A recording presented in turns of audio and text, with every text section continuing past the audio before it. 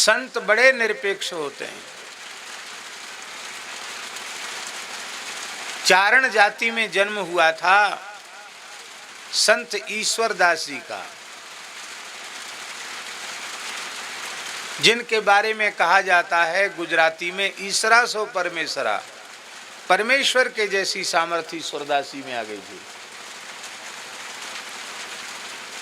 चारण लोग राजाओं के युद्ध की शौर्य गाथाओं को गाते हैं और राजाओं के द्वारा उनको वृत्ति प्राप्त होती है, उनकी भी जजमानी होती है चारणों की पुराने समय में।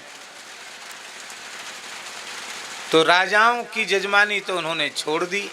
ईश्वरदास जी ने बोले भाई जब साक्षात द्वारकाधीश भगवान विराजमान है तो किसी राजा महाराजा का क्या नौकरी करना। तो अब किसी के यहाँ जाते नहीं, केवल भजन में लगे रहते, भगवान का ही गुणगान करते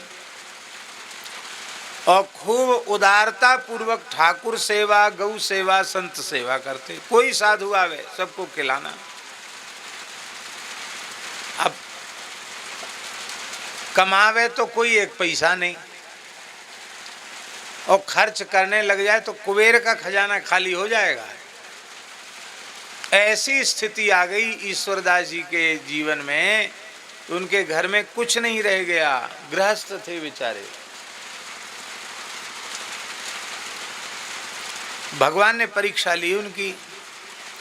भगवान द्वारकाधीश प्रभु उनकी गोद में आकर बैठे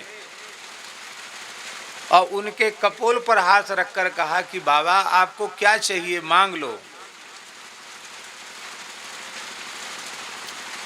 तो इन्होंने मुस्कुरा कर कहा बस ऐसी ही कृपा आपकी सदा बनी रहे और हमको कुछ नहीं चाहिए। आप चाहिए थे, आप मिल गए, और क्या चाहिए, कुछ नहीं चाहिए।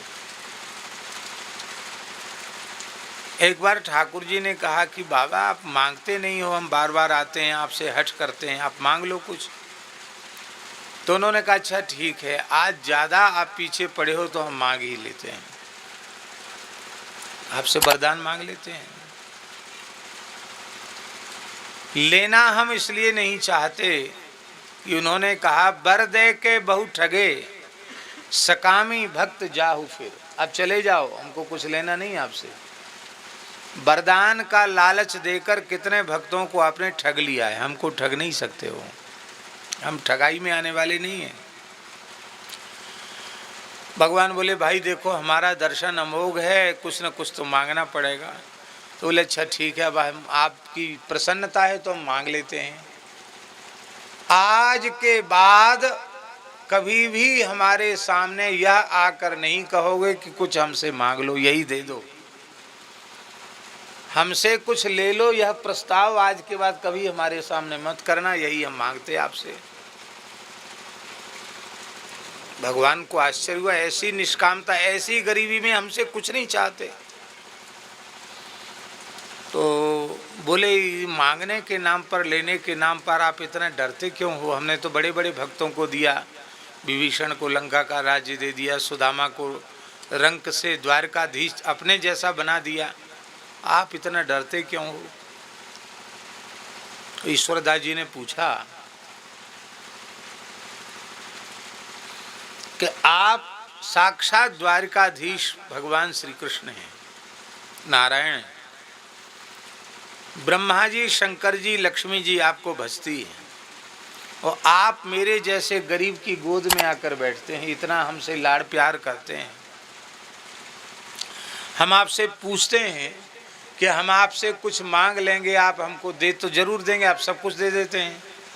तो फिर लेने के बाद फिर जैसी कृपा अब तक हो रही है ऐसी कृपा होगी? ठाकुर जी मौन हो गए। बोले बोलिए। भगवान बोले फिर तो क्या है, आपको दे करके हम छुट्टी पाए। बोले तो छुट्टी नहीं पाना है, आपको ऐसी ही कृपा बना करके रखना है।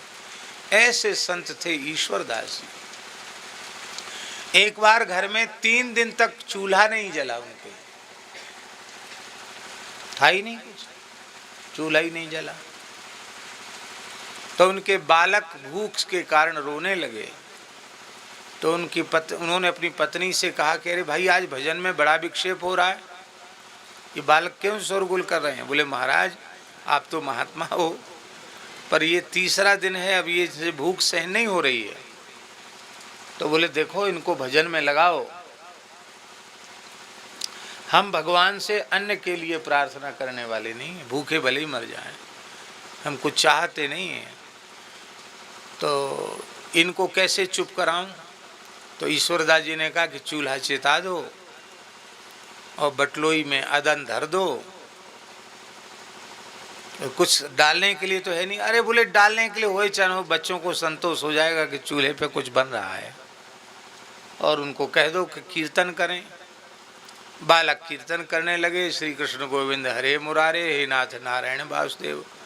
ठाकुर जी बोले हम हारे और आप जीते, और द्वारकाधीश स्वयं पधारे और स्वयं ठाकुर जी ने रसोई घर में बैठ करके खिचड़ी सिद्ध की अपने हाथ से और उनको परोस करके बोले अब महाराज आँख खोल के जीम तो लो।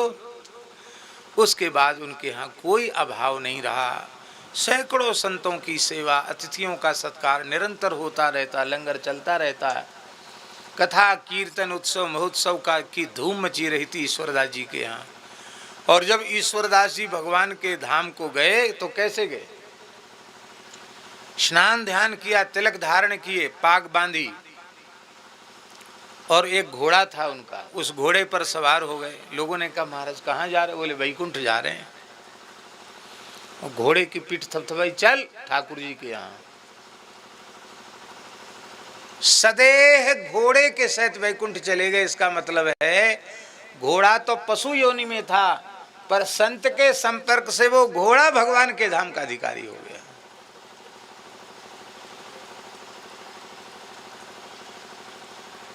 संत निरपेक्ष होते, कुछ नहीं चाहते, संसार से भी कुछ नहीं चाहते, और इस संसार को बनाने वाले से भी कुछ नहीं चाहते। हाँ, प्रहलाद जी चाहते हैं भगवान से, क्या चाहते हैं? बोले स्वस्त्यस्तु विश्वस्य खलः प्रसीदताम ध्यायन्तु भूतानि शिवं मिथो धिया मनश्च भद्रं भजता दधुक्षजे आवेश्यताम नो मतिरप्यहेतुकी। प्रहलाद जी महाराज कहते हैं कि हे प्रभु, आप यदि कुछ कृपा करके हमको देना ही चाहते हैं तो आप सारे विश्व का कल्याण कर दीजिए। स्वस्त्यस्तु विश्वस्य, सारे विश्व का कल्याण हो, ये कामना प्रहलाद जी कर रहे हैं। अपने कल्याण की कामना नहीं, सारे विश्व का, सारे संसार का, सारे जगत का कल्याण हो। बहुत से लोग कहते हैं कि दुष्टों का नाश हो। प्रहलाद जी कहते नहीं, दुष्टों का नाश न हो, खलः प्रसीदताम, दुष्ट भी प्रसन्न हो जाएं। भगवान नृसिंह ने कहा महाराज दुष्ट प्रसन्न हो जाएं, ये क्यों कहा? दुष्ट जल जाएं, मर जाएं, ये कहना चाहिए। दुष्ट प्रसन्न हो जाएं, ये क्यों आप कह रहे हो? तो प्रहलाद जी ने कहा भगवान, दुष्ट के नाश की आवश्यकता नहीं है, दुष्ट के भीतर जो दुष्टता है उसके नाश की आवश्यकता है। और दुष्ट तब तक प्रसन्न नहीं हो सकता जब तक वह दुष्टता की आग में जल रहा है। आप कृपा करके उनकी दुष्टता की आग शांत कर दीजिए, तो दुष्ट भी संत होकर के, साधु होकर के प्रसन्न हो जाएंगे। दुष्टों को भी माई मेरे श्याम